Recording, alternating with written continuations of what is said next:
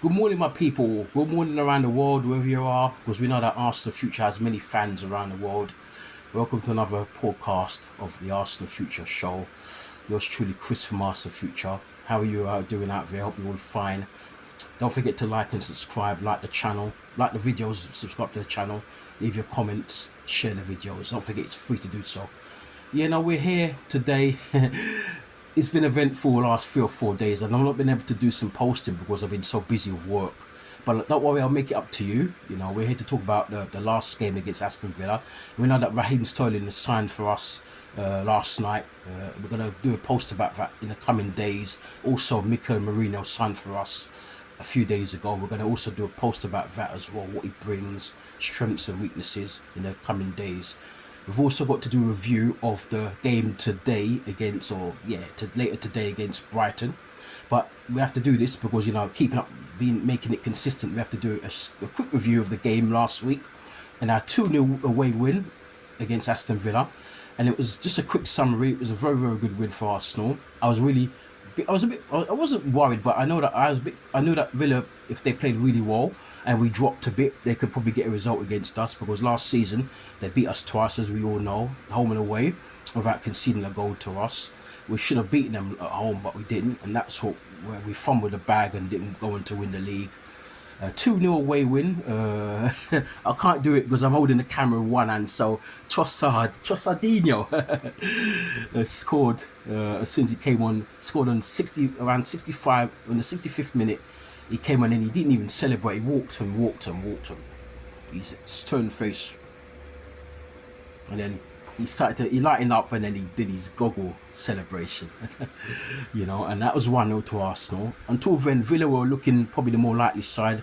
Was Arsenal fan Ollie Watkins missed two good chances, missed one in the first half, should have scored, and one of the saves of the season. This might be the save of the actual season so early on, when there was a shot against which David Raya, he went onto the bar, and then Ollie Watkins, normally 9 out of 10 he would have buried that chance, but somehow David Raya had the agility to move across his goal and palm it away, and that reminded me of a save David Seaman made many years ago against Paul Pescalino. Paul Pescalino.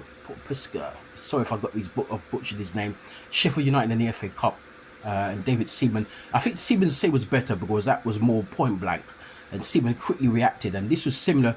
The similar save what David Raya made on last week Saturday against Ollie Watkins was very similar. But Ollie Watkins was about maybe 12 yards out where the penalty spot was, roughly. Then he should have scored. That should have been 1-0 Villa.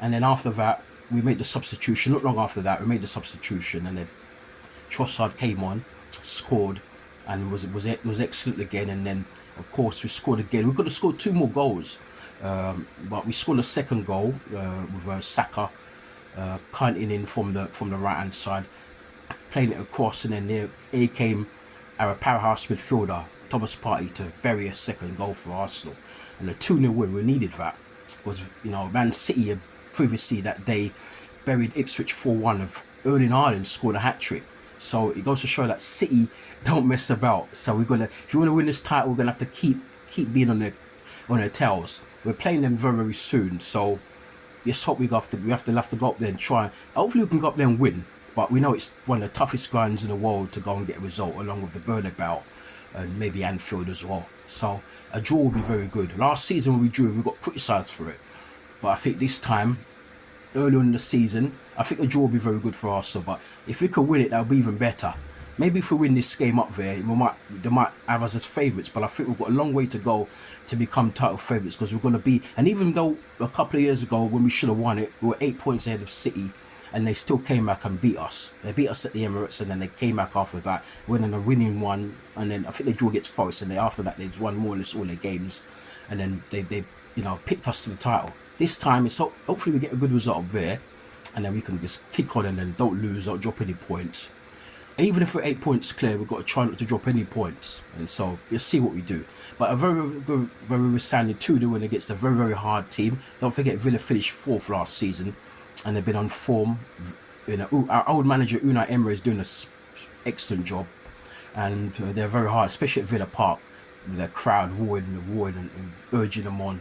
It was a very, very good result. But we rolled our luck. Those two Ollie Watkins chances, we really rolled our luck. And they had some other chances as well. But I'm just happy that we kept a clean sheet, which is very, very good. So 2-0 upwards and onwards for Arsenal. And we've got Brighton and Albion. Brighton, my mouth is dry. Brighton and Albion. Brighton of Albion, that's it. Brighton and of Albion. Oh God, there's a tongue twister. Early in the morning, because it's 9:30 in the morning. I've got to go and do my washing, and so yeah, it's got to be a quick one. So you take care, and I'll be back a bit later on with it might be a bit of a late preview of the game against Brighton, but I'll try and do it when I come. I'll be about an hour and a half away, and then as soon as I get back home, I'm gonna just get into it, and then over the coming days we'll talk about Mikel Mourinho, we'll talk about Raheem Sterling, and just in general some other Arsenal chat about the strikers we could be signing in the future, because I'm a bit disappointed, I've got to say, with this transfer window. A lot of us are, and so as Arsenal fans, and so but really hopefully this means that we're going to go big for somebody like Isaac next season, or even Gyökeres. I don't think Osimhen. Osimhen's not as good as I think people think. I wanted him a year or two ago, but after seeing him in the AFCON, please forgive me, people. Yeah, AFCON. I'm not sure. But anyway, let's see what happens. And I know Curtis Shaw liked him before, but after the AFCON, he said nah. I think if it's either Gyökeres or it's Isaac, and we're going to hurry up before somebody else gets in and gets those players, and then we're left short again. So you take care, and I'll see you soon. Bye for now. Bye bye.